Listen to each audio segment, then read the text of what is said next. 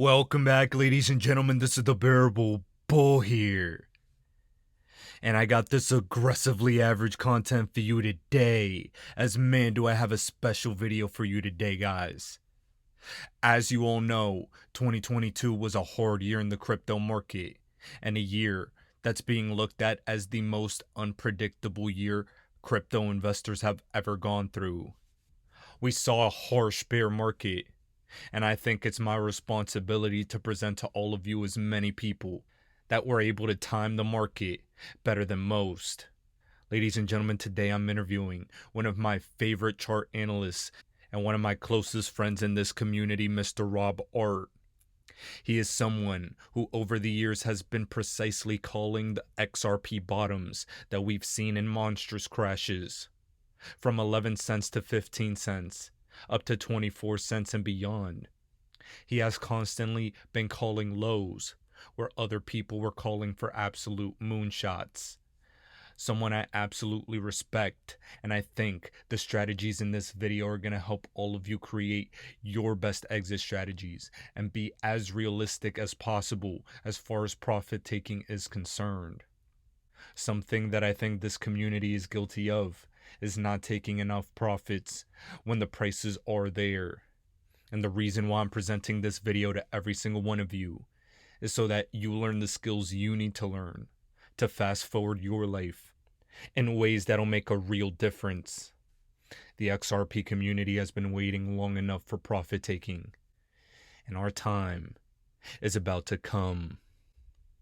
This video is going to help all of you prepare, at the very least, to see a better profit-taking perspective than I believe 99% of you have ever seen. And I'm genuinely excited for every single one of you to watch a great player at work. Please give Rob a follow on Twitter. And now, without further ado, I hope you enjoy this interview. For those people that don't know, for people at home and then people that are going to be watching the replay, just say a little bit about yourself. I've known you for years in this community, and but some people may just now be getting introduced to you. So just give a little introduction, my brother. Yeah, hello everyone. Once again, thanks for having me and thanks for tuning in. I'm Rob. I've been in crypto since 2016. I probably went public around like 2017, 2018, something like that. And I basically started off investing in XRP, after which I started looking after, other coins. And the way basically I play the markets pretty much, I rarely trade, I rarely swing trade. Now I'm all mainly investing. And I guess we'll talk about it right now here. Sure. Yeah, what I do is very, very quite simple. It just requires a lot of emotional control and a lot of patience. What I do is basically, first of all, my method has matured a lot, right? If for example, back in 2017, I believed in use cases and utility narratives and all that. With specific coins, like for example, XRP, I've reached a point where I no longer think that kind of stuff is relevant, right? So right now I strictly look at percentages and timeframes. Timeframes for me are a secondary metric. For me, it's all about percentages. So I kind of look at the whole cycle. I play the macro trend. I wait for huge crashes. We'll discuss, how big a crash has to be for every single coin that I'm interested in. And then I start dollar cost averaging. And the way dollar cost average is also very specific, and there are rules to the way I dollar cost average. And then basically I just hold through the crashes and wait for the market to reverse. And once it starts reversing, I start taking heavy profits and setting trading stop losses. And yeah, I love crypto. Crypto is a wonderful place. Love it. Well, so for everyone at home watching right now, part of the reason I love Rob is because he's been here for, I think it's at least 5 or 6 years now. And I've seen literal clips of you calling the exact bottoms of where XRP was going to be and not calling the exact tops, right? Yeah. But making so much profit because you entered at such a low entry that I had to say, I'm like, damn, this dude is outperforming almost everyone I know, right? Because you don't fall victim to the narratives, you don't fall victim into buyback gold nonsense theories and all of this. You're simply using XRP and other cryptos as a vehicle to really make some money, right? And ultimately, that's the name of the game. So I think that's something that we really get, especially as the XRP community, we really get caught up in, myself included, right? I'm not innocent in that fact. I'm married to this baby. I love it, but I am at a point where the next time we do have a nice run up, some profits need to be taken because we've gone through this lawsuit. We haven't really seen the real bull run that a lot of people expected for XRP, and I even think that XRP was one where you would look at and say, yeah, it didn't reach targets that even you expected for it to reach the last cycle, right? Absolutely, absolutely. So speaking of XRP and the past performance in the last cycle that we had, the 4-year cycle, I basically had 9 coins that I'm heavily invested to, which were basically probably like 90% of my portfolio. And then I had other coins, probably around 10% of my portfolio were in other coins. Some of them performed well, some of them literally went to zero. But that's not something that I really take into the equation. For me, the main thing, what I do is, we're going to discuss it here also, it's called like the millionaire spreadsheet. I've named it. Is basically my main strategy I've been using for 2 market cycles, and I use it now, right? So a very important factor there is diversification, right? So in the last cycle, I had 9 coins, and 2 of those coins that did not deliver, they delivered, they pumped well, yeah, but I did not take profits on them because I was expecting them to bump much higher, right? Were XLM and XRP. And truly the only thing I can think about, we can give a lot of excuses, right, for why this didn't happen, that didn't happen. But if we look at the other 7 coins that did deliver, so the strategy, it worked, right? They hit roughly the targets we're looking for, locked them in, and got out, right?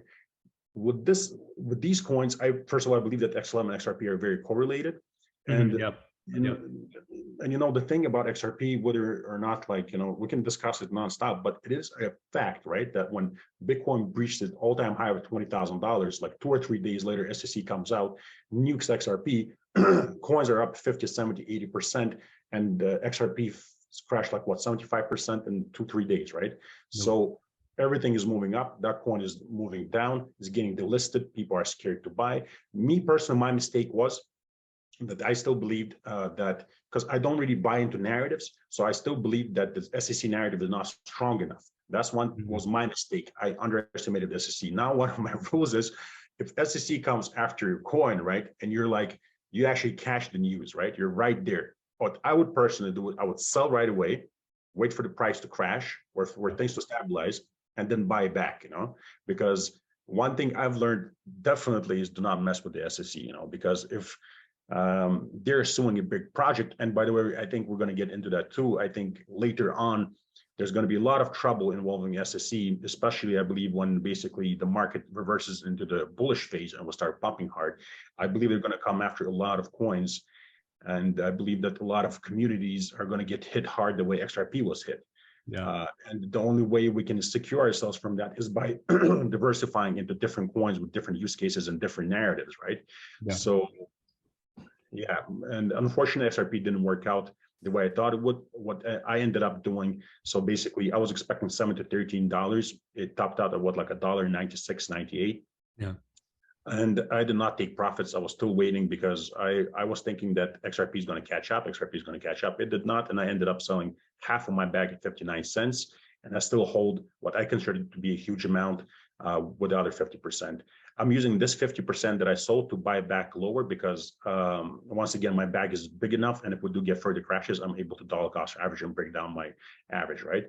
So for example, I believe that what I'm trying to say is, like, I definitely don't want to get anyone upset, right? But I guess you'll agree, like, the more we spend time in the markets, the more mature we become as investors, right?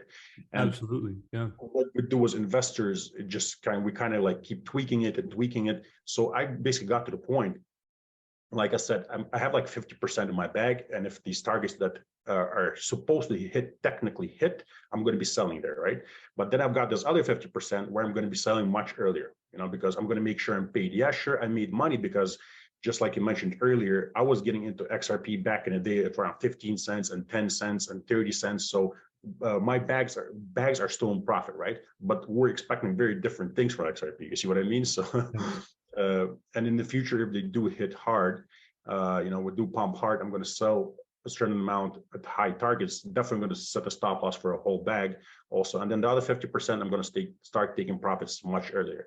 So, for example, we'll go to something like 80 cents. I'm already going to start taking profits. We'll go to $1, $1.20, $1.40, $1.50. I'm going to start selling little by little here and there, because the reason mainly being because my bag of XRP is big. Since I started with XRP, and when it was at the bottom, I accumulated a lot. So for me, I don't really need that big of a pump to make a lot of money. I was greedy last time, and this time definitely not going to be greedy, basically. So kind of along those lines, it's important for all of you to realize, like, despite Rob's methods, and dude, I know for a fact you're a very conservative dude when it comes to your targets. You have a well thought out plan. It's nothing that's far fetched, and even so, you got the targets wrong because the market factors are just, they're unpredictable. Even if we do all the work right and we really believe in our analysis, we can be wrong. And 2022 was a year that, bro, they don't call me the bull for no reason. I'm a bull, right? I am a bull. I genuinely expected that that we were going to see alts see some type of run, because typically what ends up happening is that or at least the last one, when Bitcoin's correcting, right, we see the alts take off within that correction. What we ended up seeing in 2022 was, everything just kept going straight down, right? I anticipated that Terra was the bottom. I was like, all right, I'm going to get aggressive here, and boom, we're ready to go because that's the bottom. No, we still saw FTX in the back end of the year. So it was like a double bottom after a double top, which is something I was over here getting crossed over by the market left and right. So it's one of those things you got to take it on the chin and understand that we all have our own strategies. Sometimes they're wrong, and everyone needs to have their own goals in mind, because the market is not going to do what you expect ever, right? We can only do our absolute best. That's very true. And your strategy doesn't have to be perfect. Like the thing is, I keep also reiterating to my members, right, and showing them, my calls, what I did right, what I learned right, what I did right, what I did wrong. The thing is, your strategy doesn't have to be perfect, because we as human beings are not perfect. None of us are ever going to be perfect. None of us are going to, buy the exact bottom on every single coin, sell the exact top on every single coin, get every single call right, get every single coin right. So that's exactly why, it's important to, like, I believe, right, it's important to be aware of the fact that there are, like, utility means nothing in crypto at this point in time, because everything crashes hard every single time. And like in the last cycle, I keep retweeting this stuff on Twitter. When I was selling, I had a lot of people in the replies telling me that this time is different because of the utility and institutional adoption, right? And I would not reply to these people, because there's no point arguing, because everybody has their view and you have to respect it, right? I'm there to share what I'm doing. So the stance that I had and that I do have, I believe in roughly 4-year cycles. I also believe that depending on whether or not the bottom is in, like, because what Bitcoin is doing right now is doing exactly what it's always done historically, right? And Bitcoin moves the market, it moves the holds. And right now is doing nearly the exact same thing it's always done. It crashed roughly 80% in roughly the same time frame. If that is indeed the bottom, and we start forming higher lows and higher highs, and therefore we're reversing to a macro uptrend, which is, in other words, basically a bull market, right? Then it's doing what it's always done. And I believe that we're in a 4-year cycle. If the $15,460 low does not hold the local bottom, then it's the first sign of the fact that the market cycles are lengthening, because for the first time it's going to take that long for a bottom to come in. And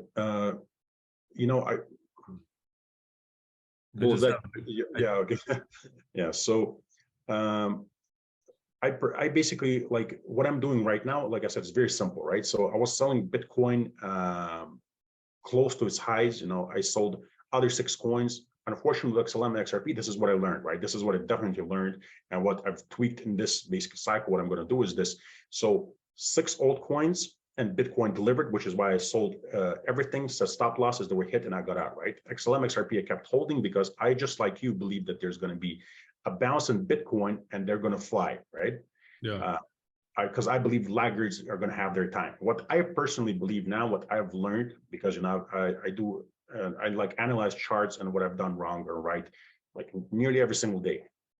And basically, I believe that if Bitcoin has topped out, and you believe that many altcoins have delivered, laggards are not laggards. Excuse my French, they're just shit, you know. So it just, excuse my French, but so basically now I've reached a point where basically once I believe that Bitcoin is topped, I'm getting out with everything that I have, no matter how well the coin performed or not, you know. So it's just like, for example, BNB in the last cycle, my best performer, right? Did the 100x, you know. VET pumped like crazy.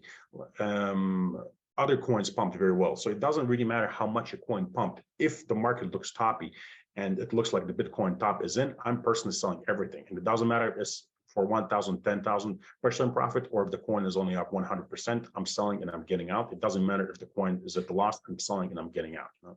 So that's what I learned. One second. So you said that this cycle, this time around, you're not viewing laggards as laggards, you're viewing them as shit. That's tough, because if I think you were here too, back in 2017, Bitcoin topped out in second week of December, then it corrected, then XRP went. You know, that's what I was waiting for, because that's what happened. That's what happened. So it's one of those things where it's like, the difference between cycles is unbelievable. And this is what I've been telling my clients as well, because here in 2017, we saw an absolute parabolic run, right? But here we saw a double top. So there wasn't as much strength when it comes to Bitcoin specifically this time around. And my question to you is, did you see that coming? Like, what were some indications that let you know this was going to be the top for Bitcoin here? And then also, I'm curious to know, in 2022, like, did you make any mistakes? Did you misproject something? Were you expecting it to be essentially a down year, straight line down the entire year? Because that's what really got me, the anticipation of waiting for alts to finally pump afterwards. No, I don't know, my friend. I don't know if you like. I'm sure you're very busy. You know, I know you're very active. You know, I don't know if you actually look at my updates on Twitter. Like I said, that's why I keep retweeting that stuff. You know, because I did get out very close to the top, and then basically once Bitcoin didn't hold $47,000. And it basically, the reason being why I got out, for the first time, it's made the lower low on a macro trend, and that's basically when it broke the trend and I got out, right? So what I've been doing in 2022, and like my patrons also, we got out close to the top with 7 coins, except 2 coins, like I said, XRP and XLM. That's where I messed up, and we've been waiting for huge crashes. So I was waiting for Bitcoin to crash 70%. Roughly 70%, roughly 80%, and roughly 90%, right? So roughly 70% put it at 20K. So I started dollar cost averaging there. Roughly 80% puts it around 15,000, right? So around that area, we started dollar cost averaging.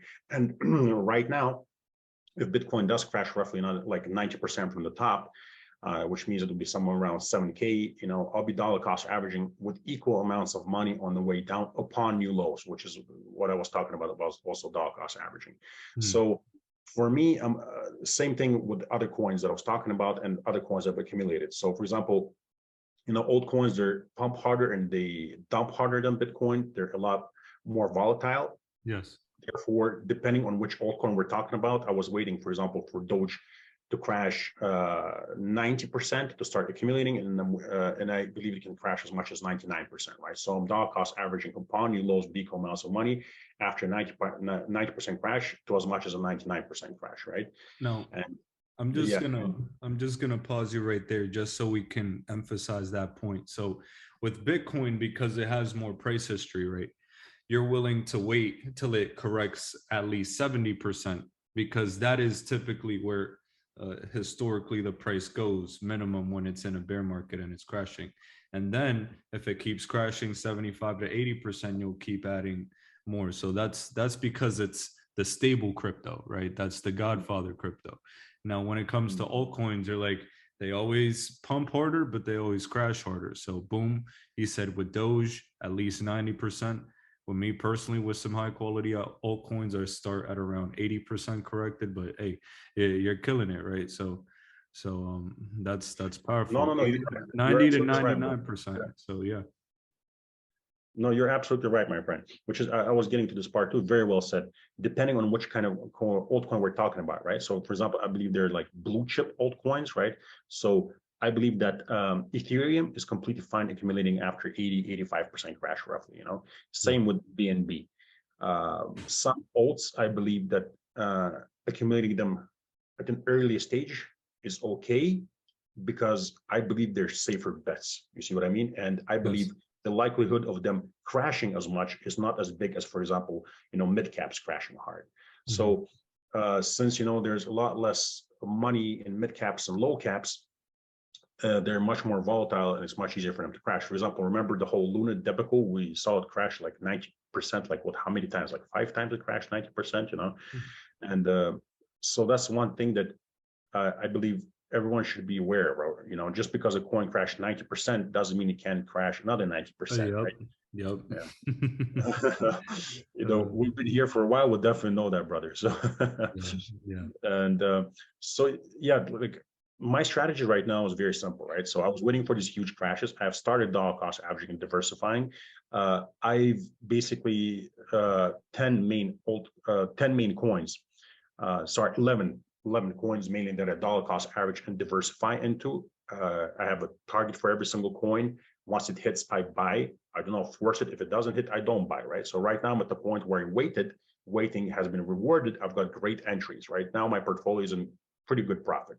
And if it goes lower, I'm holding. I'm not selling anything right now, because I believe exactly why I stopped trading right now is because I believe trading after Bitcoin has crashed roughly 80% is a little bit risky. The reason being because, both you and I have been here for 2 cycles now, Bo, and traders, what they do is they start trading after roughly 80% of Bitcoin crash. Then they get caught up in these trades. And you remember, just like the last time when people were shorting Bitcoin 16K, 18K, and 20K, saying that it's going to crash and then start seeing new highs. What they do is they have to change their bias, and once they change the bias, it's just roughly $30,000 Bitcoin, right? And then they start saying it's going to go to the moon like $250,000. It only that's when shit hits the fan. Yeah. So you missed everything. So that's exactly why I'm not trading. That being said, just to pay myself, and just to have more money to spend on things and I don't need, I guess, is if we do crash further and we do see new lows, I'm going to throw into these 11 coins that I'm talking about. I'm going to throw in a certain amount of money into every single one of them that I'm going to then sell once the market pumps, just once again to earn more money. A swing trade kind of. But that's going to be probably like 5-10% of my general portfolio. But my point being is that my main strategy is I'm going to keep doing what has been working for me. And that's basically ignore the noise, ignore all the FUD. You know yourself, Bull, like every single time we crash hard, we have all these narratives, everything that's that crypto is going to zero, is the end of the world, And every single time. And it's never, 2 things are always true. It's never as bad as they make it seem, and it's never as good as they want you to believe it is. Yeah, because it's unbelievable. People got in FTX, everyone thought we were going to 10K. Right. When Bitcoin hit 69K, Elon Musk was saying we're going to buy supercars to shoot them to Mars. Right. So it is what it is. But to kind of segue into a 2-part question for you, because I think this is very important for people to kind of grasp what your buying strategy really is. So I know you have profits that you take, right? And maybe even some idle capital on the side, and you wait for these crashes to happen, right? And you dollar cost average, whether Bitcoin or other cryptos at certain levels. But when you're dollar cost averaging, you dollar cost average on one level and then at another, and then maybe at another. Like, how much of your cash that you have on the side do you typically dollar cost average with when you're buying? Well, let's take a perfect example of a certain coin from the spreadsheet that I use. Okay. I'll let you share the screen now, if you would like. Just a second. Okay. So there you go. Yeah. Let's take, for example, Doge, right? So the whole thing is designed. I do this with much bigger sums, but I've taken basically what I teach and what I do. The main strategy being is basically you take $10,000, you spread it into several different alts, and you accumulate coins. Sorry, not just alts, Bitcoin too, and then you basically start dollar cost averaging upon your lows, right? So the reason is 10K is because when I was starting out in this space, I was starting out with $12,800, right, in the first cycle. So let's for example take Doge, right? As you see, it says the king of all meme coins, backed by Elon Musk, huge community, has been very trendy and popular in both 2015 and 2020 bull markets. Has no utility, raw speculation. That is its advantage, in my opinion. So Doge pumped 4,600%, then crashed 83%, and pumped 2,700% again in 2015 to 2018 bull market before crashing 93%. Doge pumped 4,800%, crashed 53%, and pumped 1,700% again this bull market in 2020 before crashing 85% so far. And then we both know that it crashed more, over 90%, right? So, for example, if you have a $10,000 portfolio, right, total investment will be $1,000 worth of 4 different entries. Buy with $300 once Doge is down 85. There you go. See, so I was lying. I'm sorry, my bad. 85% from the top. So that's 11 cents. Buy with $300 once Doge is down 88% from the top. Buy with $300 once Doge is down 92% from the top. Buy with Doge with remaining 100 if it goes there after 95 to 99% from the top, right? But that's once again if you have a tiny portfolio. I do this with other sums. And that's important because what he just provided you is an example of what dollar cost averaging looks like, because I think a big mistake that a lot of people make is they'll have money, right? Let's say they have 10K and that's all they have. That's all they're going to get and all they're going to be able to invest in crypto. And they just put it in all at once, right? Yeah. And then hypothetically, let's say the market crashes another 50%. Then it's like, oh, well, you can't do anything now, right? And to a certain point, it's like you have to be willing to, one, be patient, but also do the work and understand why things work the way they do. And that's the hard balance, because there are people with different skill levels and knowledge, like people from 2017 and people from 2021 and then just got in. So it's hard to explain to people depending on the different knowledge levels, but I think this is a great example of how you can go about things, right? Thank you, my friend. I appreciate it. Yeah, you're absolutely right. And like I keep reiterating, I guess, that there's a right way to hold, there's a right way to dollar cost average, because very often people, newcomers come into the space and they hear that, that phrase dollar cost average, right? So they think that, for example, dollar cost averaging is something like when you come into crypto, Bitcoin's at 60K, so you buy with $10,000, and then it goes to 50K, you buy with another $1,000, and it goes to like 20K, you buy with another $1,000, right? Like that's no way to dollar cost average, because I first of all believe that you should dollar cost average only after huge crashes and only upon new lows. And you should, very important factor, that you should dollar cost average with equal amounts of money. Because you see, if you're buying, I don't know, Bitcoin, let's say $20,000 with $10,000, right? And then you're buying Bitcoin at $10,000 with $1,000, you're not really going to bring down your average. So that means that you're going to need a pretty big pump to break even, which is why it's very important to dollar cost average with equal amounts of money, right? Because then you really bring down your average when you're buying upon new lows, which means that your average buying price is very good. And that means that basically when other people need, big pump just to break even, that big pump is already resulting in profits for you. Yeah. So, and then the example, basically, if we keep looking at Doge further down, you have, so for example, also one thing that I do, I work with rough estimates, right? I don't believe that basically you have to be perfect the precision and all that, right? So for example, even if in the future, let's say for the sake of the argument, whatever, right, just that XRP crashes, let's say to 15 or 10 cents. I really don't think that's a big difference if you buy 15 or 10 cents. As long as you buy somewhere there, that's a good enough entry, right? Same with Bitcoin. Doesn't matter if you bought it at 23K or 19K. To me, it's pretty much the same thing. So the way this spreadsheet also works further down, once you bought, so for example, you see that, by the way, that all Doge targets have been struck, right? So I was waiting for these huge crashes. They've come. We bought everything that we're supposed to buy. And now currently I'm waiting for the pumps. So this is also the way that I go about it. Once, right now Doge can crash further, and if it crashes further, just like in the last cycles, you just hold and you wait until we transition into the bullish phase, right? Once the bullish phase comes around, here you have the whole plan written out for you.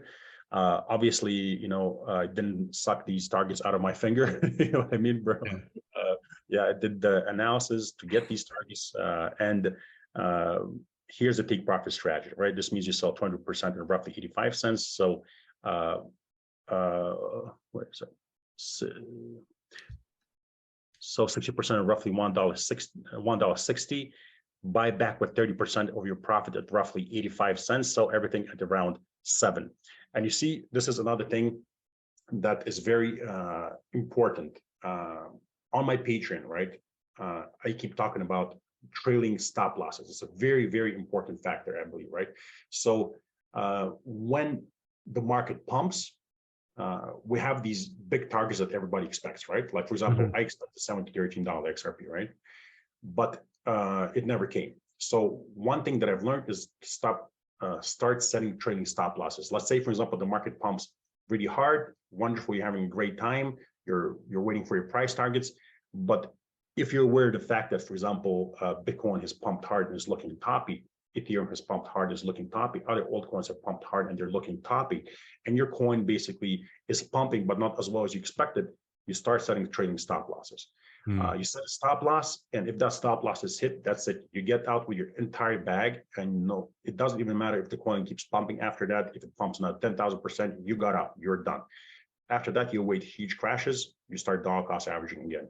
So the reason why I bring this up is because we see the targets here for Doge, for example, $1.60, right, in this cycle. And a lot of people tell me, Rob, what if the target never hits, right? Well, first of all, I believe the target will hit.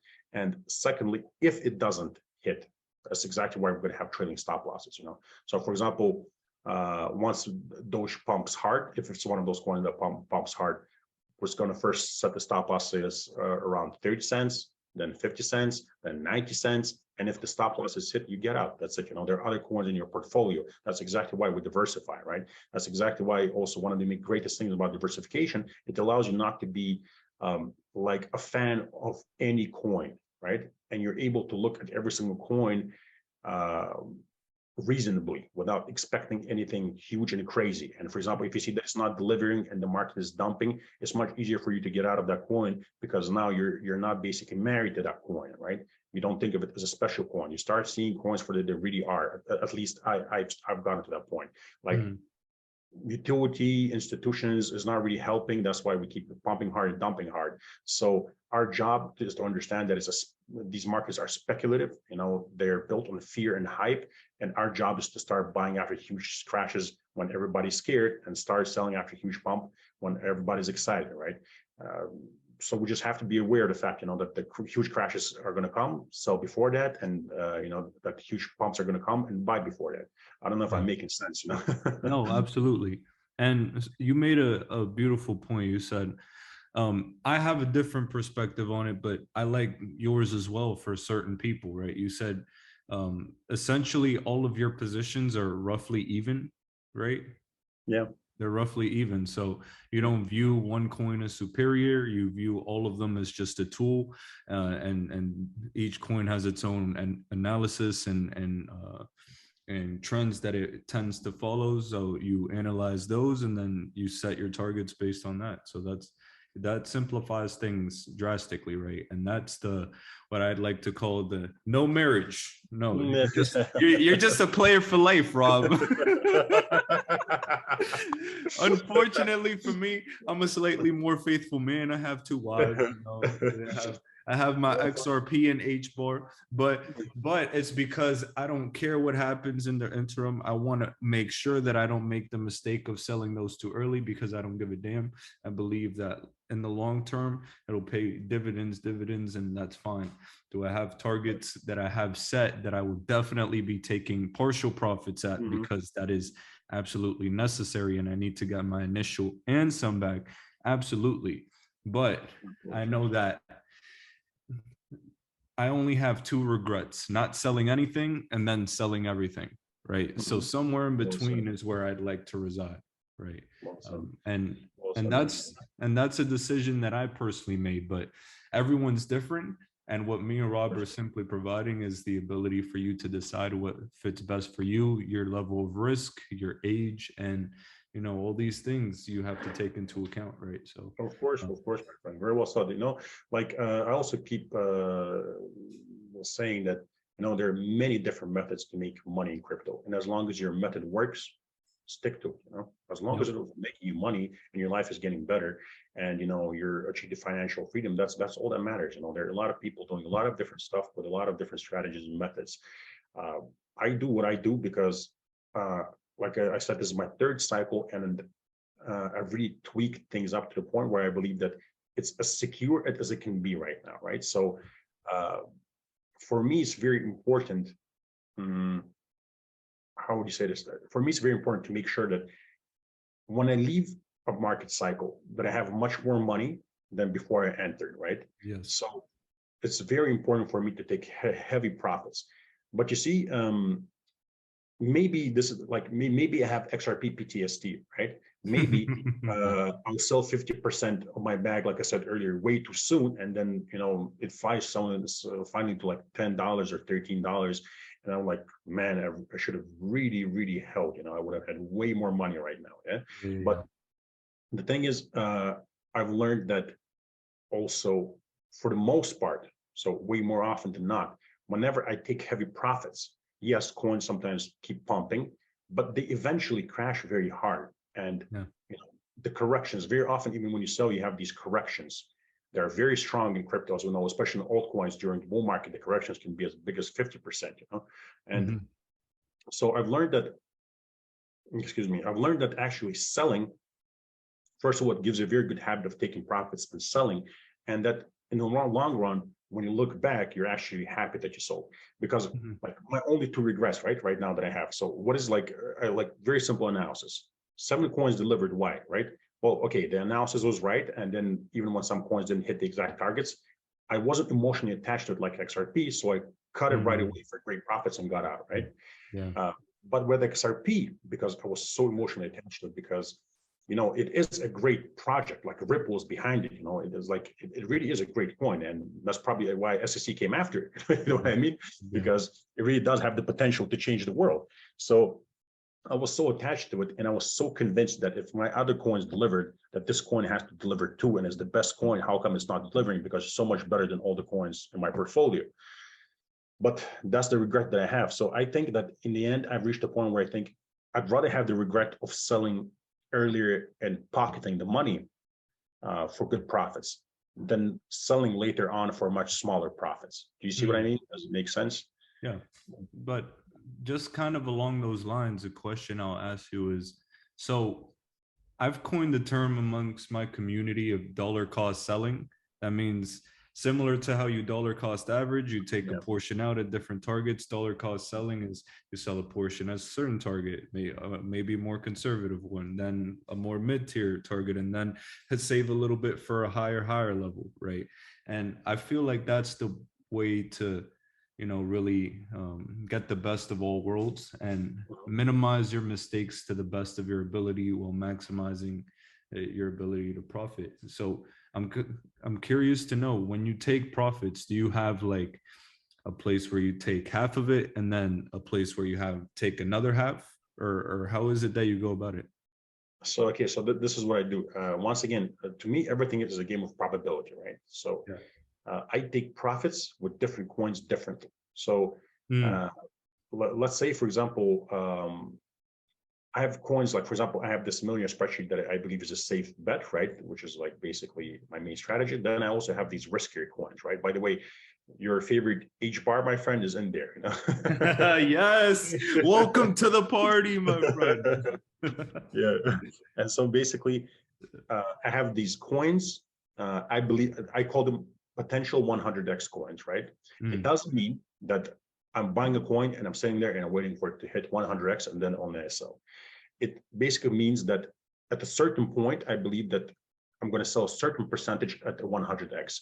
But with different coins, I sell different. So for example, I buy a coin with a certain coin, I'll sell 10% after 2x, 3x, 5x, then 10x, 15x, and I'll be setting trailing stop losses. So let's say it did the 10x or 7x, the stop loss will be at 3x from entry, right? Let's say it keeps pumping further. Now it's done at 20, 25x, you sell some more, the trailing stop loss moves up. Now it's basically, let's say, I don't know, 12x from entry, right? And then in other coins, I'll will not be as conservative, right? So maybe I will not take profits right away 2, 3, and 4, and 5x. Maybe with this coin, I'll take coins after 10x, 15x, 30x, 40x, and once again, trailing stop losses are in place, right? And some coins I'm very conservative with. For example, I like probably 3 weeks ago, I bought the coin, and this coin, the way I'm going to take profits literally is going to be like 10% at 2x, at 3x, at 4x, 5x, 6x. So basically, you know, up to 10x, you know. Yeah, very nice. That's for those of you at home, that's a good way to go about it. There's no perfect plan, but if someone has a well-grounded plan, I know it's you, Rob. So that's a great question, that's a great statement, brother. To kind of take it back to Bitcoin real quick. Bitcoin has been the leader of the space. Unfortunately, everything moves up and down with it, and there's a lot of things that, you know, correlate with each other and that are inversely proportional and things like that. So it's tended to be the case that when stocks are going up, crypto is going up. And when the DXY is going up, crypto is going down, right? So something I'll ask is, what kind of macro indicators do you view to help you gauge where exactly we are? What do you expect to come next and stuff like that? Okay, my friend. So this is actually, again, one thing that I teach in my Patreon, and there are a lot of narratives out there, right? And one of the things I show technically, for example, I've shown examples where stocks were going up and crypto was going down for quite a long time. You can find these things on the chart. I found indicators where the DXY was going up and crypto was going up, was going down, and crypto was going down, and you get the point of what I'm trying to say, right? So I understood one thing, because just like you, my friend, we've been here for so long, right? I always try to find correlations. I always try to find things that are going to help me improve. One thing I understood is that all these narratives, because I study charts nearly every single day, I understood that all these narratives, they're just narratives. There's certain things we just like basically, of course, very often they're true, but then also there are occasions where they're not true. There are exceptions to the rule, right? Yes. So I decided to completely throw that out the window. What I use, my main thing is basically percentages. So when a coin is up enough, I start selling and setting stop losses, right? And when it's down enough, I start dollar cost averaging. Sentiment is also very important for me, right? So if I see that after we have these huge crashes, if I see that, I simply go on Google Trends and I see that, you know, once again, the interest in Bitcoin is at all-time high. That's when I'm going to start once again setting stop losses and growing wary and starting to tell people that it's time to start selling and taking huge profits, and time to understand that we're near the top, right? And also another metric, like I mentioned earlier, is time frames, but that's already a secondary metric, right? So if the time frame falls in place with the percentages, right, then I use the time frame. If not, time frame is not really important to me. The main number one thing is all about percentages, right? So just like yesterday or before yesterday, I was retweeting this thing where in 2019, I was saying that Bitcoin is going to pump roughly 1,500% and then crash roughly 80%, right? So if you do the estimates, it literally put Bitcoin at around like $57,000 or something like that. That means basically the point I'm trying to get to, right? Let's cut it short. So if you had followed that thing, yes, you would not have bought the perfect bottom, but you would have bought around $4,000. You would not have sold the perfect top, but you would have sold somewhere around $57,000. And then the roughly 80% crash has come. We crashed 78%, right? So the way I look at it, like I said, Bitcoin percentages. If Bitcoin is down a certain amount of time, I start buying it with equal amounts of money. If it's up a certain amount percentages, I start selling it. If depending on the altcoin we're going to discuss, for example, if it's a blue chip, if it's down roughly 85%, I start buying. Then let's say it's down 90%, I buy with equal amounts of money. 95% equal amounts of money. If it's down 99%, once again, depends on what kind of altcoin it is. Maybe I'll add once again with the same amount of money. Maybe I won't, right? But the main thing is all about percentages and market sentiment, right? So I no longer believe that, that crypto and yes, there's a correlation between stocks and crypto. But like I mentioned earlier, there's an example where, stocks were going up and Bitcoin wasn't. Crypto it's not always perfect. Yeah.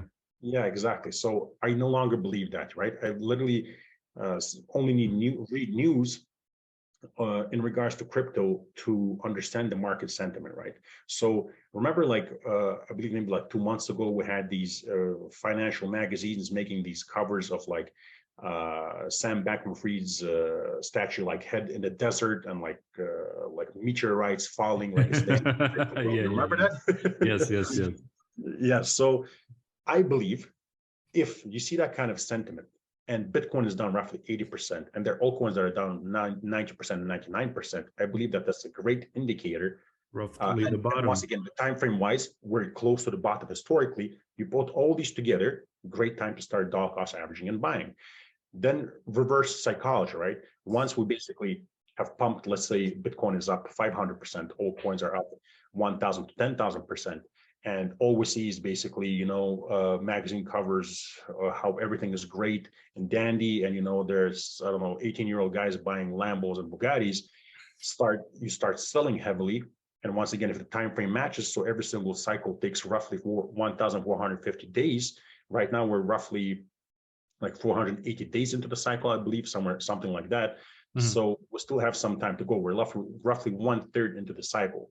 So I believe that the other part is going to be a little bit boring. We might be pumping slowly, or we might get the kind of cycle where we had the last time, where we pump hard and then crash hard and then keep pumping.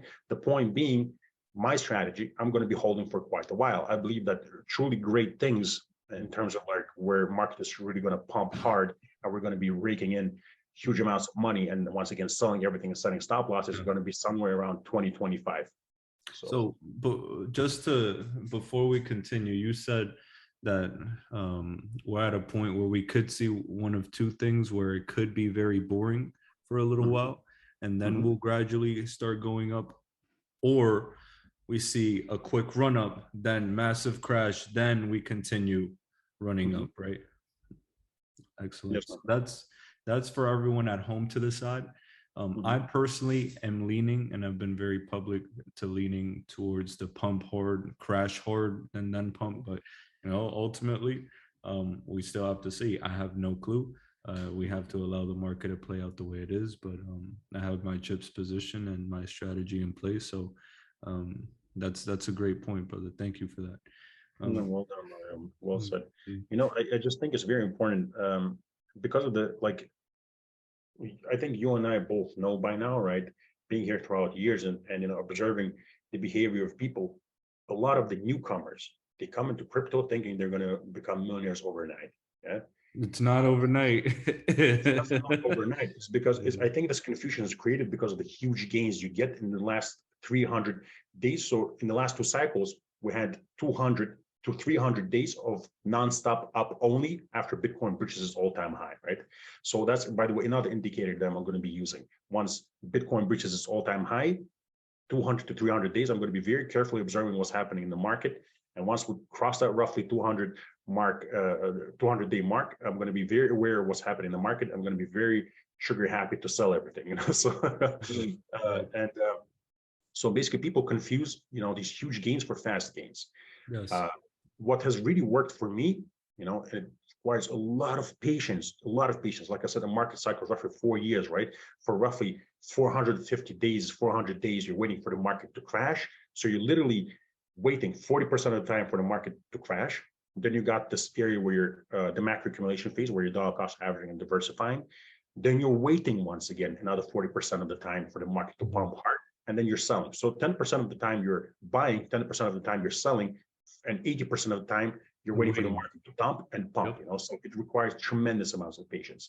And one of the main reasons how people unfortunately lose a lot of money and get wrecked is out of sheer boredom, they start trading, right? This is one of the things that I keep telling people, that you should probably stop once the market is down so much, right? Think in terms of like an investor in long term, because statistics, let's look at statistics. 95% of day traders lose money, 90% of traders generally lose money, and 80% of investors lose money. That means basically that investors are 4 times more successful than day traders. That means you're 4 times more likely to make money investing than day trading. Everyone. Now, before we continue, those stats are absolutely unbelievable, and I want that to be inculcated into people's minds. 95% of day traders lose. 5% win. 90% of traders lose. 10% win. 80% of investors lose. You're not supposed to win at these games. And ultimately, what I'll say is what'll allow you to actually be in the small percentage that does win is staying, right? I think the biggest problem that people do is they come to the crypto space because they hear that things are pumping and they get excited and they start throwing their money around that they don't even have to be able to invest. And, they maybe catch a pump luckily and then try to repeat it, and then they get dumped on, and then they get upset, and then they leave, and then the cycle repeats, right? That point where you leave is where you make the mistake. If you learn from your mistakes and don't leave, you'll be able to win, right? That is ultimately what it's about. Very well said. And that's very true. Unfortunately, that's also, with crypto, like newcomers come, they don't know anything. They listen to a lot of profiles that are hyping up complete BS and are giving crazy targets. Like, for example, like I don't know how to put this, but basically the thing I'm trying to say is that nobody, like, for example, you look at this as science, I look at it as science, right?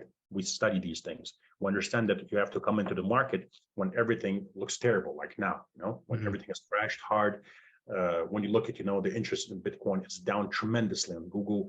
When you look at engagement, right, on anybody's videos, tweets, it's down tremendously. Like even in myself, I get now 50 to 100 likes per tweet, maybe 30. Back in a bull market, it could be as much as 15,000, getting like 1,000 likes was completely normal, right? And that just keeps happening. And now it's dead. And then when crypto pumps again, engagement is up because all these dormant followers, they're activated, because unfortunately, it's like our brains are trained to like green and be afraid of red, right? So red blood, red traffic light, you got to stop and wait for the green to light up. Once green lights up, that means you're ready to go. It's all good. Green is healthy. Green is green pastures. Like our brains are literally programmed to be bad investors, right? So, it's just like, I believe it was Rothschild, right, who said this, right? You have to buy blood in the streets, even if the blood is your own, right? And, when everything looks like it's terrible, like if you look at historically, right, at every single Bitcoin bottom, right, it always looked like it's the end of the world, like it was like, I literally remember the COVID crash. Well, you probably remember the COVID crash, right? Oh, you remember? please, Oil went below, crude oil went below zero, with like Bitcoin crashed like 50% in a day or two. Almost crashed as much as 90% in 2-3 days. It was basically a bloodbath, right? A bloodbath. And everybody was saying, like, okay, not everybody, but like the majority of the people were saying that that's it, that like Bitcoin is going to, I don't know, $500 or something, right? And these nonstop crazy targets. And there were people who were accumulating that fear, right? So it was like during this huge fear was the best time to buy. And unfortunately, once again, interest is dead during the accumulation phase. People are simply not there, and they came in at the wrong time. They've been hurt. They're no longer interested in crypto. And then, one day when they start hearing that the coin is pumping once again, they start logging in, and it's just the way psychology works. They see green, they see all this hype, they see these profiles telling them that now, since we crossed the dollar, we're going to $10, and they keep investing, and they get hurt again. So the reason why 80% of investors lose money is, I believe, it's just, it's very simple. They buy when they're supposed to be selling, and they sell when they're supposed to be buying, or they do nothing when they're supposed to be buying. There's simply no interest, right? I mean, how many people are calling and asking about crypto right now, Bo? Not many, Oh, right? absolutely nobody. That's why I'm over here telling people I'm genuinely excited, because 2022 annihilated people, punch to the gut. Even I feel it, right? It doesn't feel good to see some of my coins go down 90%, right? It doesn't, but I stayed, right? And did I have to take breaks here and there for my mental sanity? Absolutely. Right? It's not easy, but you have to stay through it. And now it's very interesting, because people that were such strong believers in like 2021, right? And even in early 2022, they're nowhere to be found now. But this is when I'm most excited, when engagement is the lowest. And I find it to be the best benefit as a content creator, because I can analyze in real time the sentiment of the market just based on my statistics and things like that. So it's very interesting how that works. Me right now, I'm gotten to the point, because I was a newcomer too, I was a newbie investor, but now I've gotten to the point where right now I feel completely fine. I feel comfortable. I don't feel fear. I feel good. Yes, I feel good buying these huge crashes and dollar cost. I feel like I actually hope for another big crash so I can buy, because yes, some coins are going to go to zero, but there are definitely coins in the portfolio that are going to pump very hard, right? And then once we pump hard, that's when I start feeling scared. That's when I feel uncomfortable. That's when I start losing sleep, because I'm thinking, how much is the coin pump now? Now I have to go check on that coin, and then the other coin, and then once again I have to do the TO over again to check if I'm getting this right, and then I have to measure risk reward, right? And then you start realizing that everything's going to crash, and you're like, when exactly is it going to crash? And you remind yourself, well, I'm not a fortune teller, I'm not a magician, I don't know exactly when it's going to crash. I'm up enough, now I'm selling, I'm getting out, right? So, and once I sell, I heave a huge sigh. I'm like, finally, it's done. Now I can just wait for the crashes. Yes. Now, to kind of come back to Bitcoin very quickly, is it okay if I can share my screen again? Yeah, of course, friend. How? I think just at the top, you stop sharing, and then okay. Excellent. And now, boom. So we see over here that the essentially straight line down for Bitcoin. My question to you is, what do you expect this baby to get to, maybe in the next couple months to a year? Like, how do you see the structure playing out? Because me personally, I think that we could be heading into this little 35 to 45K area. I don't really care which one of those prices we achieve, because ultimately, whether it's more conservative or slightly higher, I'll be taking aggressive profits from my altcoins in that level regardless. So I'm curious to know what you're seeing. So my approach right now, once again, okay, let's go with Bitcoin. So with Bitcoin, if we apply the last 2 market cycles, right? And we tweak it a little bit. So there are 2 options that we can have. Either the bottom is in, or is going to be in soon enough. And once, like whichever scenario it is, it's not very important. Bitcoin can then pump to anywhere from 30 to like $35,000, $38,000, right? Sure. That's one of the scenarios if it works out like the last time. After that, it's very possible that there's going to be a very strong crash in Bitcoin. When there's a strong crash, what I mean is I would not be surprised if we pump to something like, let's say, $35,000, and then we crash roughly, I don't know, 60-70% again, right? So I would not be surprised, maybe 50%. Basically, the point being that the crash would be strong. The other scenario is if we go with the 2014 to 2018 cycle, right? Is that if the bottom is either in or it will be in soon enough, and then we start slowly pumping with 30% corrections here and there, until it reaches all-time high and goes parabolic. I know that a lot of people are going to be taking heavy profits, around that 30 to 35K area. I speak to my friends, just like you, I'm sure, Bo, in the DMs, who expect this scenario. This is the way I look at it, right? And I know that people think it's very risky and a little bit crazy, but that's the way I look at it. Like I said, I'm here for the long term, right?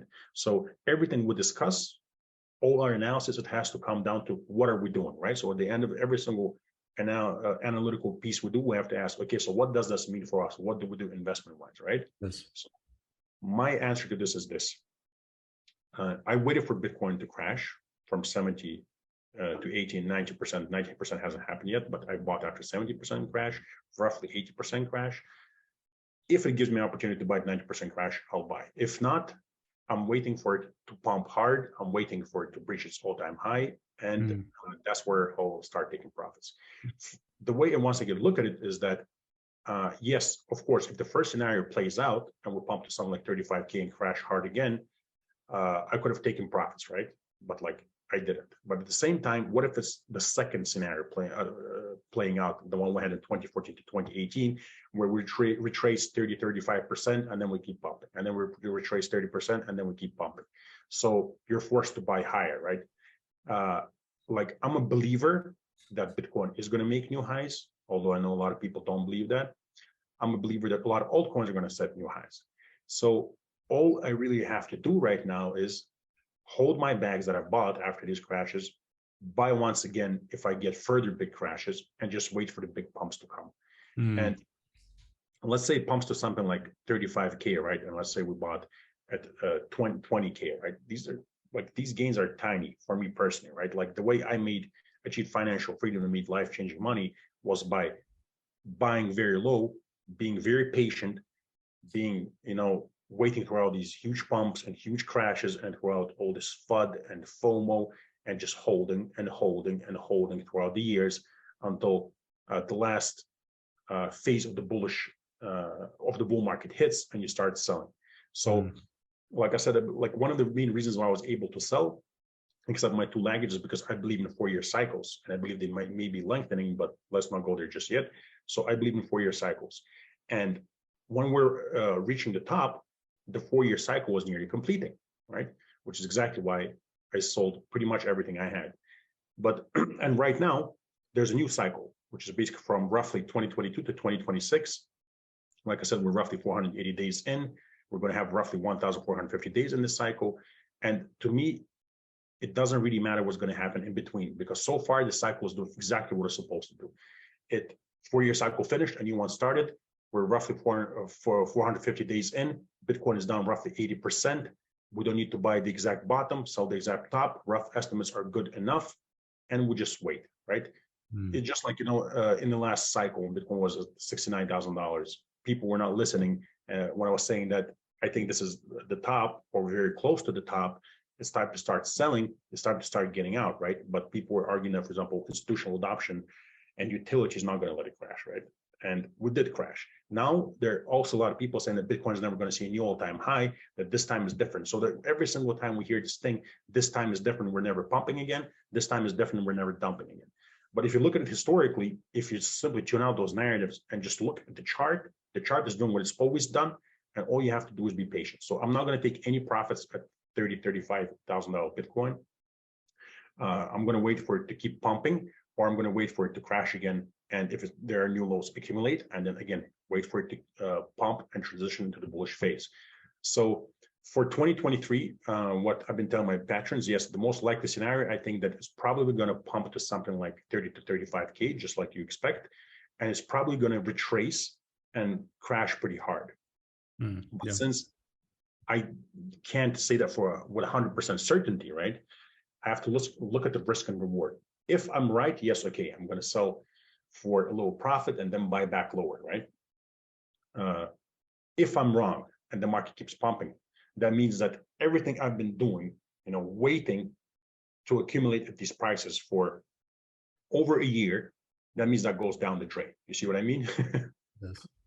So the risk reward is not worth it. It's just like, for example, when I was selling Bitcoin, at around for 1,500 to roughly 2,000% profits. I kept reiterating that the risk reward is no longer worth it, because even if it pumps another 100, 200%, you can't risk a 1,500% profit for another 100, 200%. That's just poor risk management, right? Yeah. So to me, everything comes down to risk and reward.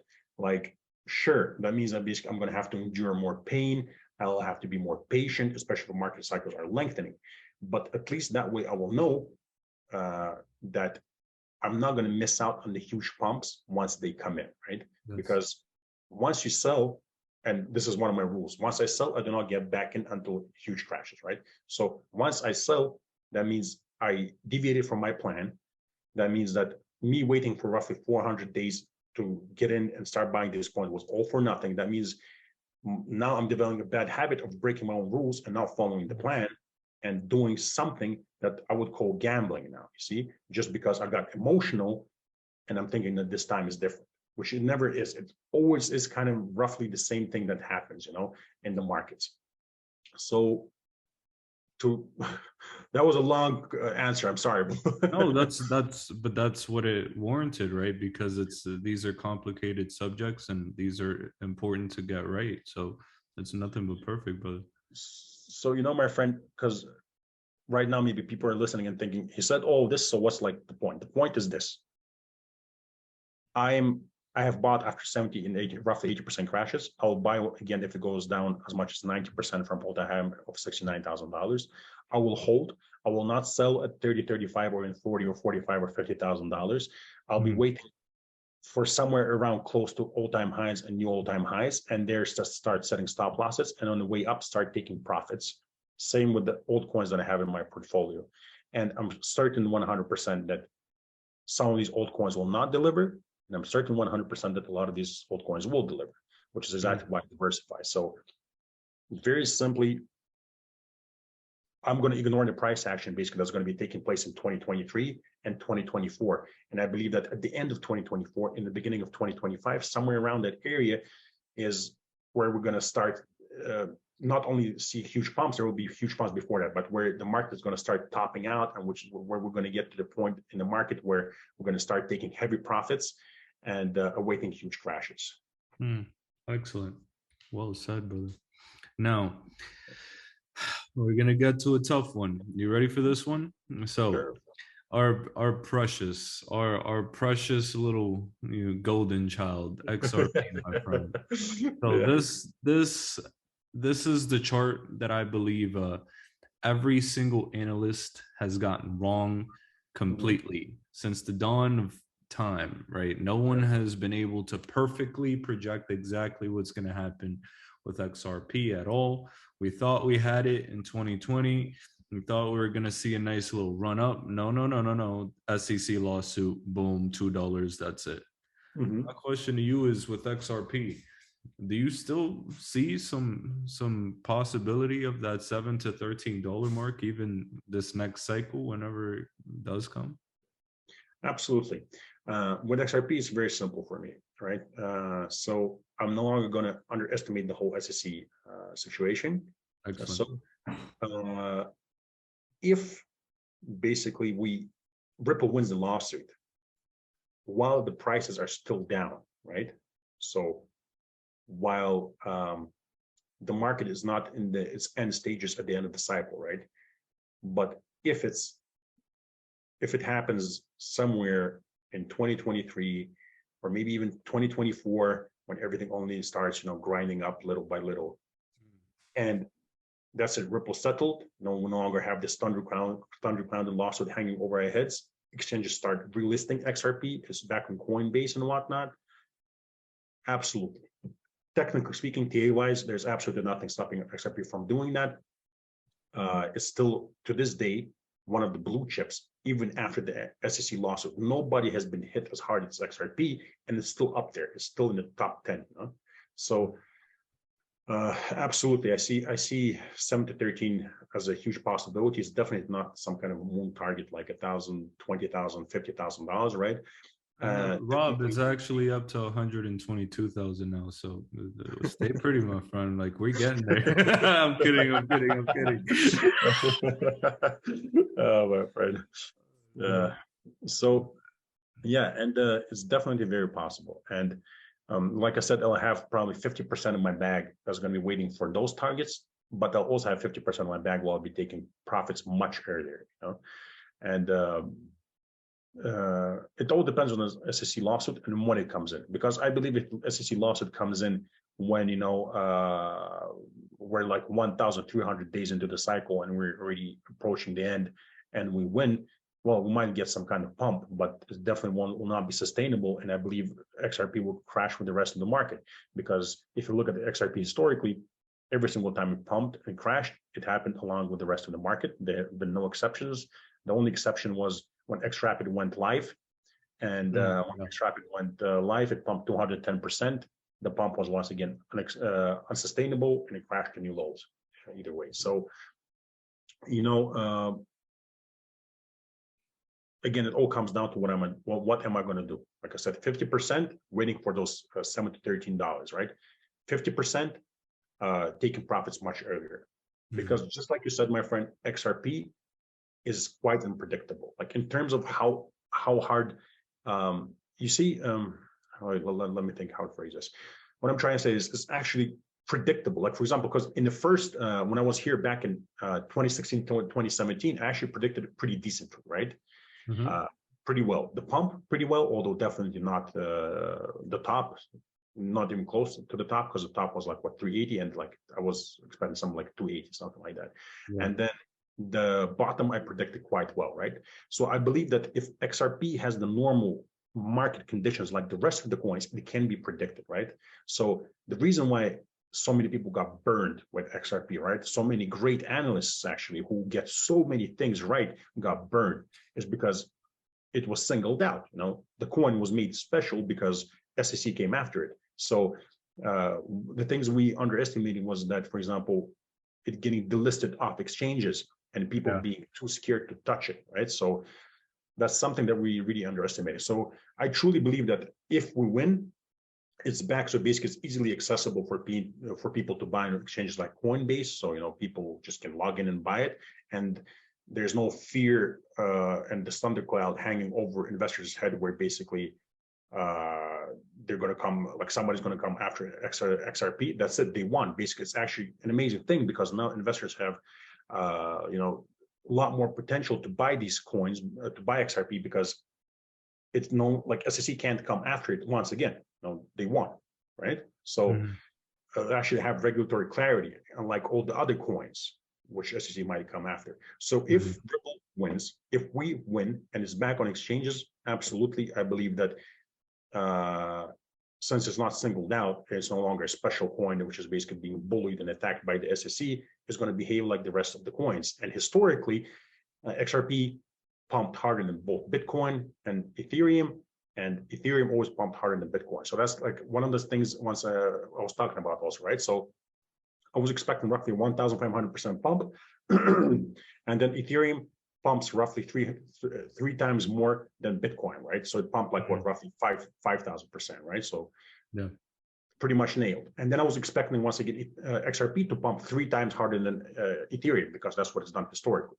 And I'm pretty sure it would have happened once again if it wasn't for the whole SEC lawsuit. And I definitely believe, like, one thing none of us can predict, and I'm not a lawyer, I don't have education in law, like I have no idea what's going on in the courts. I have no idea who's winning, but I definitely hope, not just for the sake of our XRP bags and our fellow XRP investors, but for the sake of the entire crypto space, that Ripple win. Because if they win, that'll be a huge win for all of crypto. And if they lose, that'll be a huge blow to all of crypto. Yeah, it's powerful, brother. Let's see. I get a little passionate when I talk about XRPs. I know. We still have that passion burning inside us. Now, this is kind of a little bit of pattern recognition that I'm going to ask you, because in 2017, XRP was the best performer, right? And still to this day, XRP, in my opinion, is the most suppressed asset in the crypto market because of this lawsuit. And, as we continue to be at these 36-cent levels or sub 40-cent levels, where it's strictly because of this case, and and it still hasn't hit a new all-time high, and time continues to go by. I see this massive green candle as another potential that can just happen, come out of nowhere. And honestly, when we reflect back to 2017 to 2018, XRP had three little parabolic runs, boom, boom, boom. Is that something that you're waiting on, or that you anticipate could happen just on a much, much, much larger time frame? Well, actually, it's a great question you asked, Bo. Like, actually, if you look, like I've shared this on my Twitter, like a while back. It was actually during that bull market, and I noticed this W pattern on many Yeah. coins, and I noticed it on XRP, and I was like, I noticed this pattern, and it makes me really uneasy because, like, I would not like to see this play out, right? But I noticed it, so I shared it. Not that I was betting on it. I was betting on $7 to $13, but I noticed it. So if you actually look at what's happening right now from the, I would really have to basically open the I know chart. what you mean. It's like the half W has formed, and now we're at the bottom of the second W, or the Yes, yes. And so it can go lower. It can go potentially lower, but then basically it pumps back up, to the all-time high, bridges all-time high, and starts flying. But also, if you zoom out on the left side, right, of the chart, and you compare it to currently this huge, basically, pattern that we have here right in front of us on the right side, you will see that it's nearly identical, right? So, and you'll see that it also took a lot of time the last time, and you'll see that it's taking a lot of time this time. So in terms of patterns, yes, the pattern, you said it very well, it looks very suppressed, and it's definitely possible that it's going to pump hard. But once again, just patterns is not enough. Do you see what I mean? Oh, of course. But yeah, so it's always been interesting because I see the longer term pattern of this small one that happened in 2017, 18 kind of forming. So I was just curious to see your take on that. Yeah, I think it's very important also. We'll see what happens, because if you look on the pattern on the left also, right, you'll see that on a macro, it's still forming higher highs and higher lows, right? So it builds a new support on a higher level than it did before. Here, it really depends on what happens right now. So if XRP holds and doesn't go below, what was the low in the last bull market? It was roughly 10 cents, right? Roughly 10 cents. So if we hold above that, then the pattern can potentially be repeating. If we basically go below that, then the pattern is no longer valid, you see, because it's not building higher lows anymore. By the way, that's another thing that I wanted to talk about that I remembered. One of the things that I preach right now on my Patreon, right, and that I'm very aware of, and that I really keep track of and study a lot and always pay attention to, is higher lows, right? So I've done so much work throughout all these years to find some kind of like technical evidence, technical indicators to see whether or not the market is in a bullish trend or bearish trend, right? And I found that there's no better way than higher lows on a macro, right? So if the market is building higher lows and respecting those higher lows, higher highs don't even matter, because, well, they correct very hard, right? But as long as higher lows are being made, it's in a bullish trend. The moment, and I mean this, like, you can look at any chart. This is the case on any chart I've ever looked at, which is why I find it fascinating, because it's so simple yet so effective. The moment basically a macro higher low is broken, every single coin crashes hard after that, like every single coin. And I think the only exception was Doge. Doge is the only exception that I found. And yeah, it's insane, right? And right now, when we talk about Bitcoin right now, right? So one of the things that I talk about on my Patreon, in just a second, let me really quickly open this so I can just tell you. And for everyone here, it's amazing that you guys are here. I do see a couple questions in the Q&A chat, and I will get to them. So no worries, my friend. Actually, this is a quick one that I do kind of want to ask you, because I did have it in mind earlier. When you do exit and take profits, Mhm. What do you take profits into? USD or whatever currency you have into your bank account, And USDC, and put it on your ledger, or do you? no, I fully withdraw the money to my bank account. Interesting. Yeah, I fully withdraw the money to my bank account, and then basically what I do is once the market has crashed hard enough, I basically start buying directly with my card, right? Or if it's not possible, I buy stables, and I keep a certain amount of stables on exchange to make sure that I can buy when I need to buy. Because as we well know, sometimes when there's heavy traffic, it takes a very long time Yeah. to process buying, selling, and transferring crypto. So let's say, for example, when Bitcoin is down 70% and I need to buy a certain amount of money, Yeah. that first buy, I will transfer it in advance and then buy, if I can buy directly with a card. So, or I just buy directly with a card, but I make sure that the money is my bank because I don't know. You're I not don't really believe in stables. I don't believe they're stable, my friend. you're not afraid of bail-ins? Afraid of what? Sorry. Bail-ins, like bank bail-ins, where they bail in your bank accounts, they freeze, you can't withdraw. I'm very afraid of that. I actually had that happen already. Yeah, I know. That's why I was at. I'm like, damn, I'm kind of shocked by your answer. If you want to share that with everyone. Yeah, of course. So basically what happened is I requested a big cash withdrawal. Everything was fine. Then I requested another big cash withdrawal the next day. And they call me and tell me that they froze my bank account. And I'm like, okay, why did you freeze my bank account? Well, we're not obligated to tell. We don't have to tell you anything, right? So I go to the bank. I'm like, okay, my assets are frozen now. How are we going to do this, guys? Are you going to give me my assets and I can transfer them to another bank account, or do I have to come in here and lawyer it up? So they say, no, we're going to let it transfer your funds to another bank account, right? And I said, okay, but why did you block my bank account? And the woman is once again, we can't tell you. We don't have to tell you anything. And so I was basically able to talk to a guy who's her senior manager, and he tells me we saw crypto transactions in your statement. We saw that you're putting money and taking out money from an exchange, and we decided to freeze your bank account. I'm like, okay, but what's the problem with the exchange? Like the country basically signed an agreement. I'm talking about Binance here, right now. So you literally have a signed agreement with Binance, right? And like, what's the problem here exactly that you have with crypto, with Binance? And they were just like, well, we just have a problem, basically. Please move your money.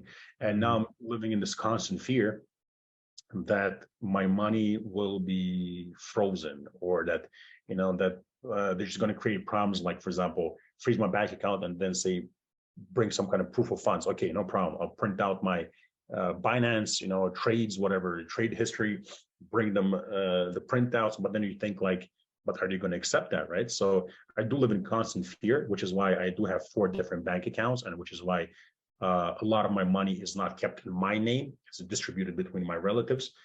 But yeah, it's quite scary, it's quite scary. That's exactly why I moved to Dubai. Currently, I'm not in Dubai because like I told you earlier, my friend, I came to pick up my dog, Amazing.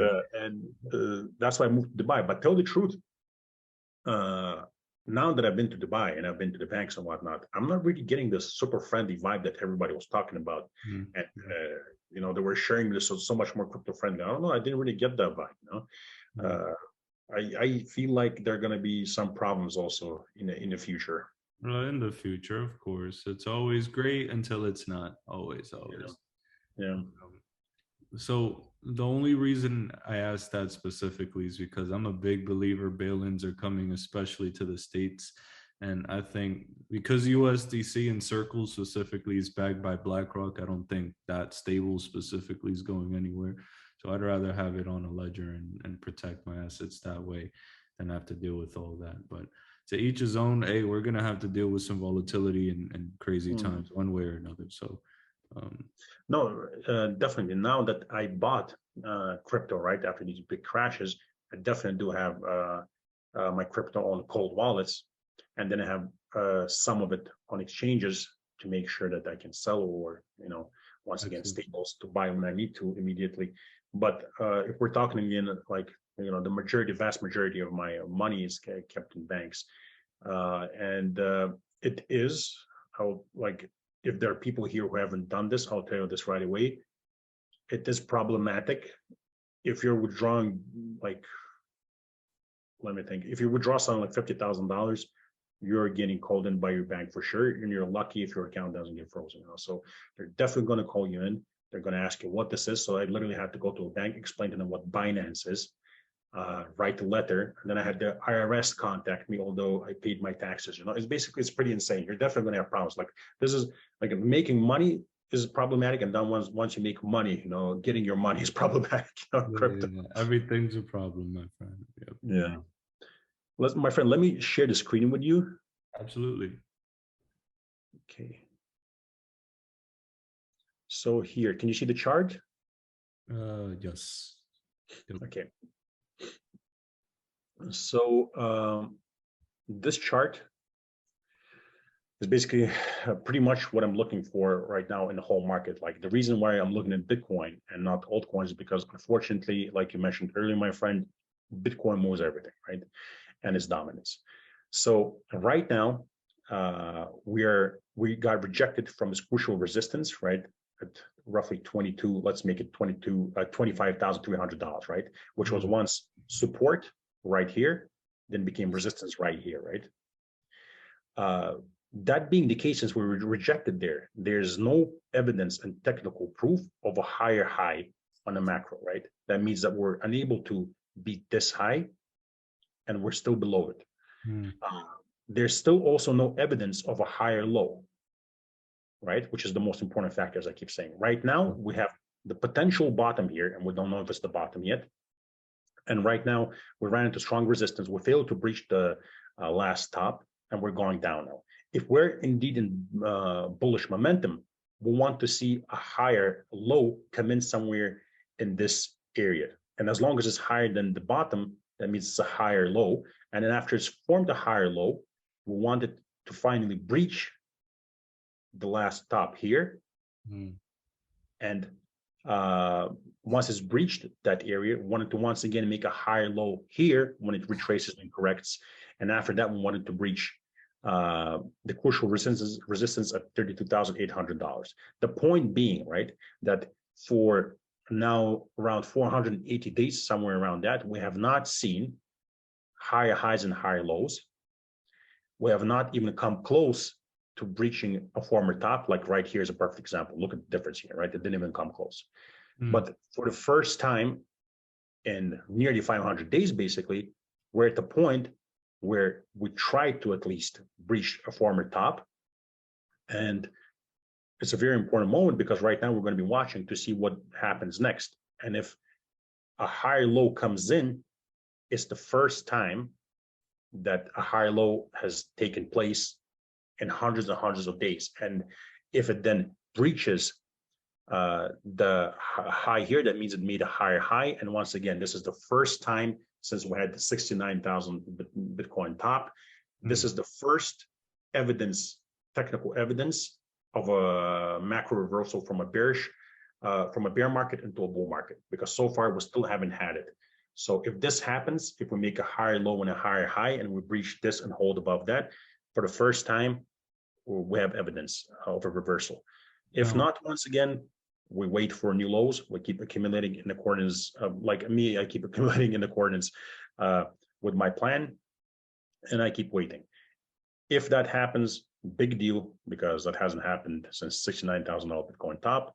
We'll wait for the pumps, and we'll start taking profits. So that's pretty much what I'm waiting for right now. It's going to take time for this to develop. As we well know, it takes months. I mean, look at this, right? From November here to March, basically. So it's going to take a lot of time.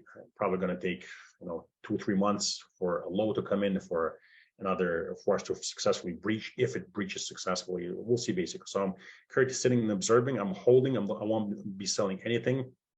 If I get new lows, I'll be adding.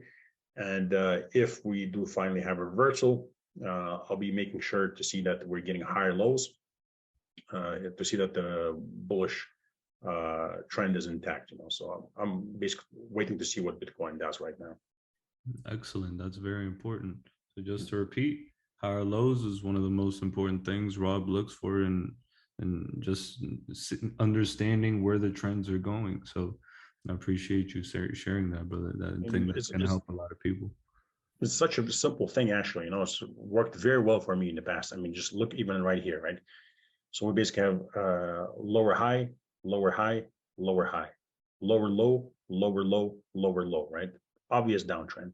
And so if for the first time in roughly 500 days, we start seeing higher low, higher low, higher low, higher high, higher high, higher high, obviously that's indication and technical proof for the first time in over a year that we have reversed. And it's a big deal, which is why I'm observing this nearly, every single day. Right. Yes. Yeah. Excellent. Now, let's see. Is there anything specific you'd like to add that maybe I may have missed? Well, first of all, you've done a great job. Thank you very much, my friend, for your Thank wonderful you, brother. questions. Hey, you too. And I guess before we go, I would say that it's very important to be patient. It's very important not to FOMO into these green candles when they come. So, I'll just once again give a quick rundown of my strategy. You wait for huge crashes. For Bitcoin, it's roughly 70, 80, 90%. You start dollar cost averaging upon new lows with equal amounts of money in that percentage range. Once the Bitcoin has pumped hard and it's getting to its all-time high and it starts pumping and reaches all-time high, you start setting trailing stop losses and you start taking profits with almost the same thing. You wait for roughly 80 to 99% crashes. In that percentage range, you start dollar cost averaging with equal amounts of money. You do not FOMO into green candles. You do not buy bounces. You do not go all in. I would pretty much recommend probably stop reading news and just look at the charts and just wait for the pumps to come in. There are going to be points in the market where I guarantee to you that even if you bought a coin after roughly 95% crash, it might crash another 70%. You will feel like selling. Terrible idea. If anything, if you believe in that project, you dollar cost average. If you don't want the dollar cost average, you hold. I've been in situations in the past cycles where basically I would buy a coin and then it would be down 70%. So even when I was buying Bitcoin, I had to wait for it to crash from $20,000 to $6,800. That was my first entry, right? And then I had entries further down. And one of those entries was around $3,600, $3,400, something like that. And it was a great entry, and I was able to bring down my average, but it doesn't change the fact that my first entry was down over 50% at that point, right? So Bitcoin alone. And with alts, it was 70 to 80%. And I kept dollar cost averaging. And a lot of those alts delivered. Like I said, altogether 7 out of 9 coins delivered, and even XRP and XLM delivered. So the point being that in the end, all the coins ended up being in great profit. And you could have taken huge profits with every single coin. I did with 7, but not with 2. So don't get emotional. Don't get shaken out. Don't start listening to the FUD and these narratives where it seems like it's the end of the world, because every single time we had narratives like that, it was the best time to buy and to hold. And, just be patient, my friends. Understand that making money in crypto takes a lot of time, tremendous amounts of time. Like I said, roughly 4-year cycle. And patience will be rewarded, I would say, And what I always find to be so interesting is that, I remember back in 2017, China was banning Bitcoin, right? Yeah. China was banning crypto. That was massive FUD, but also they banned crypto from retail, right? Meaning that their retail couldn't be investing. Retail around the world, you hear bans. And then it's recently that Hong Kong is allowing retail to start buying up some crypto.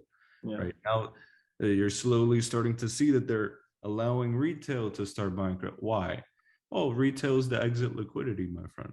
Yeah. Oh, every single time, like clockwork, we are the exit liquidity for the institutions and the multi-billionaires. So whenever you see retail piling in, that's your cue.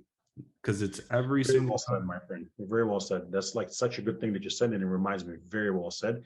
I personally have this theory, and it's kind of proven in fact by what we see, right? So if you look throughout history, and I actually sat down and I've written, publications on this on my Patreon, and actually posted the screenshots of these magazines and the headlines every single time, right?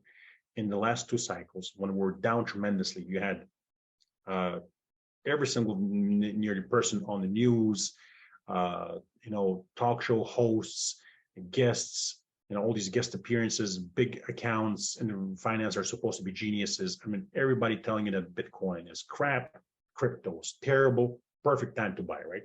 Then when it's time to sell, well, basically, so what they do at the bottom is they make sure that they create a fear narrative so that retail either doesn't buy in order to make sure they don't bring up the price, right? Because they don't want to buy high, or they sell, so because institutions need to buy cheaper. And who controls these things? Who controls magazines, social media, right?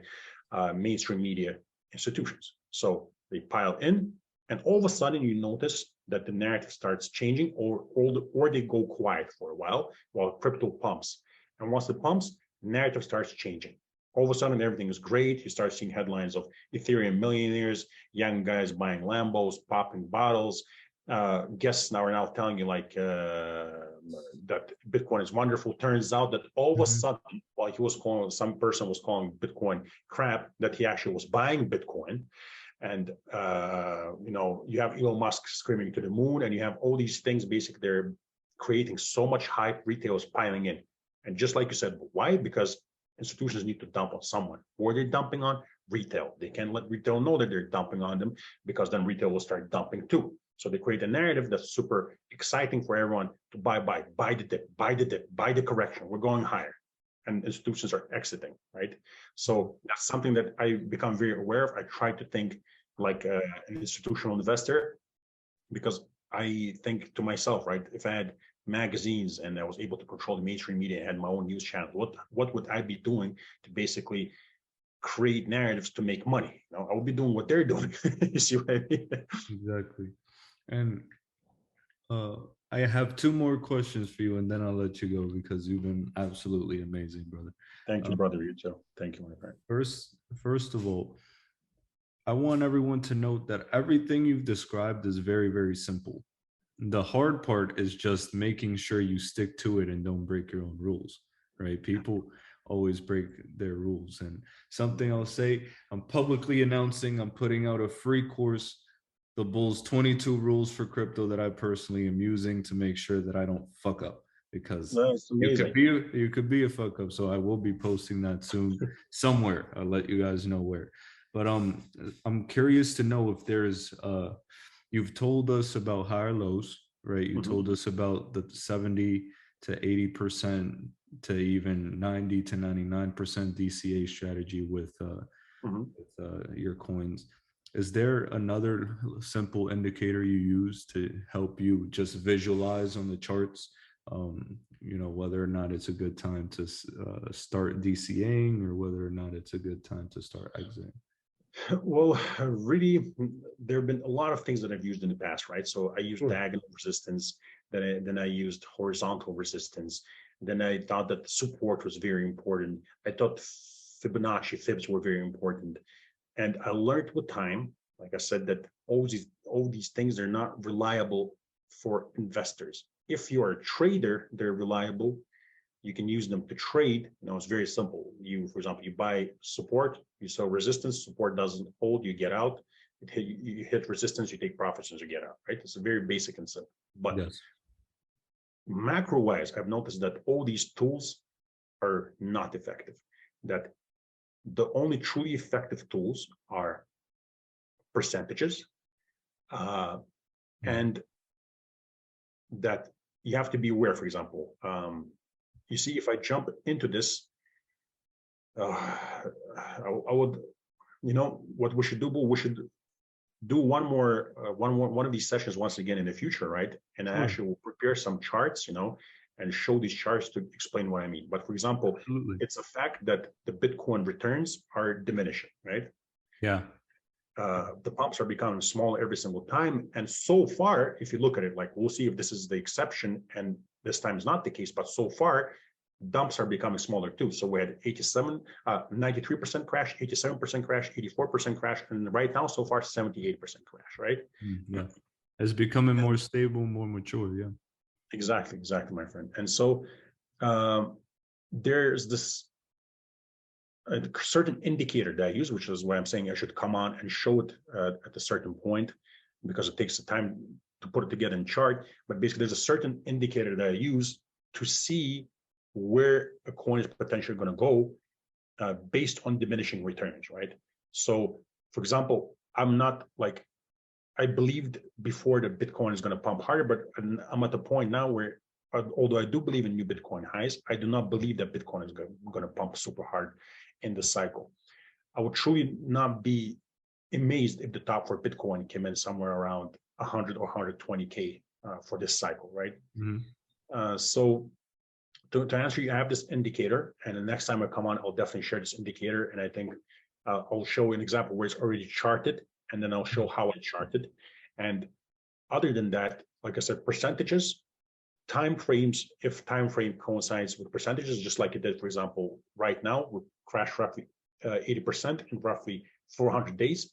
So it's like, two indicators that come together well. And higher highs and higher lows, pretty much what it is. And if you actually respect these things, and if you get out when a higher low is not respected and it's breached and will start going down, you'll do very, very well, right? And if you buy after these huge crashes and remain patient until the huge pumps come, you'll do very well. And if you take profits when these huge pumps come, and you set trailing stop losses and never get back in once you've sold, no matter how hard the coin keeps pumping, you just ignore the pumps. Once again, you'll do very well, right? So all these set of rules that I put them together because I've looked at my performance and I asked myself, what works well, what doesn't? Can I consistently use something that works well? These are the only consistent tools that I use that actually work well. Everything else, I would say it's a 50-50. It works, it doesn't work, you see? Yeah, understood. And finally, last question of the day for this marathon of an interview, brother. And I kind of already know the answer you're going to give, but I'm curious to see what you're going to say. How do you factor in global events such as interest rate rises, inflations, economic consequences of war, and all these other geopolitical factors, the weakening of the dollar, and all these things into your strategy? Would you put those into the narrative category, more or less, right? Definitely. Yeah. You knew what I was going to say, my friend. I think we just, as human beings, we want to find reasoning for everything, right? So we want to explain every single event that transpires because, we're curious. We want to make sense of everything. Us not understand something, it kind of scares us. So we want to have an explanation for everything. And I believe that, like over a year ago, when Bitcoin was somewhere around $55,000, $57,000, somewhere around that, I posted this chart saying that it's going to crash roughly 80% like it has every single time. And we're going to find these narratives to explain why this is happening. And one of them is probably going to be inflation, right? So the point I'm trying to make is that when you look at throughout history, there are always reasons for every crash, for every correction, for every dump. But the truth is, if you never read the news and you just look at the chart, right?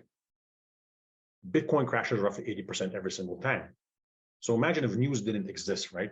We didn't have news events, but the chart shows that it's crashed 80% every single time. So you can literally just take a chart, get that 80% crash, and then put in every single event, right? And use that as an explanation for the crash. But it doesn't change the fact that it crashes 80% every single time. Do you see what I mean? Yes, absolutely. And it doesn't change the fact that once we crash roughly 80%, although it's never been the exact bottom, it's always been a great opportunity to buy and load up in the long term. It doesn't change the fact that once we get there, we get constant bad news, and we have a lot of people who come in and start saying that Bitcoin is going to zero. This is the end of crypto. And it doesn't change the fact that it's a perfect time to buy and that in the long term, we make huge profits. Excellent. Yep. Exactly what I thought, brother. Excellent. hey, ladies and gentlemen, Rob Art, one of my favorite people in the XRP community and one of my favorite, most grounded and reasonable analysts just that I've ever met. Brother, you're not only a tactical savage, you're a great person, and you know I always appreciate you, my friend. Thank you Thank you so much, Shaboul. I really appreciate it, brother. You know that you're one of my most favorite, closest people in crypto. You know, and I really can't wait to finally meet in real life, grab a drink together, or something. You are an absolutely amazing person, and what you do in this community is amazing. You know, I really appreciate you. Hey, and for everyone watching as well, I told Rob, I said, hey, he said, but if you come to Dubai, you gotta let me buy dinner. I'm like, I'll tell you what, I'll buy you the $200 dinner. You got me the $10,000.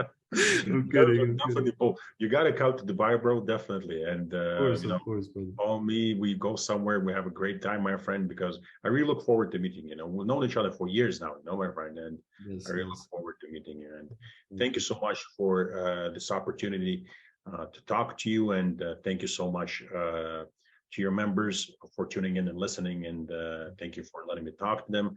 I really appreciate you and everything you do, my friend. And I really appreciate the fact that you took your time to do this. And everyone else, I really appreciate the fact that you took your time to tune in also. Thank you very much. It's a very humbling experience. Much love. And for everyone at home that'll see this replay, thank you so much. God bless. We'll see you all soon. Hey, Rob, talk to you soon, brother. I'll talk to you soon, bro. Bye-bye. Bye-bye, brother. Bye-bye.